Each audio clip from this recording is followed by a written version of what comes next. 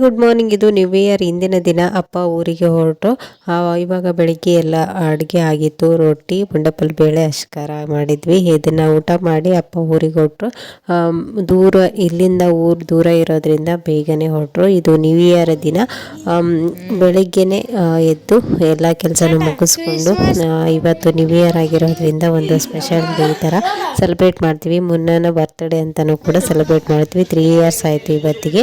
So night 12 o'clock ಆದ ತಕ್ಷಣವೇ ಪಟಾಕಿ ಎಲ್ಲ ಹೊಡೆದ್ರು. ವರ್ಲ್ಡ್ ಕಪ್ಗೋಸ್ಕರ ತೆಗೆದಿಟ್ಟಿದ್ರು. ವರ್ಲ್ಡ್ ಕಪ್ ದಿನ ಮ್ಯಾಚೇ ನೋಡೋದಕ್ಕಾಗಲಿಲ್ಲ. ಸೊ ದೀಪಾವಳಿ ದಿನ ಶಾಪಲ್ಲಿ ತೆಗೆದಿಟ್ಟಿರುವಂಥ ಬಾಣ ಎಲ್ಲ ಹೊಡೆದ್ರು. ಇಲ್ಲಿ ಎಲ್ಲರೂ ಸೆಲೆಬ್ರೇಟ್ ಮಾಡ್ತಾರೆ.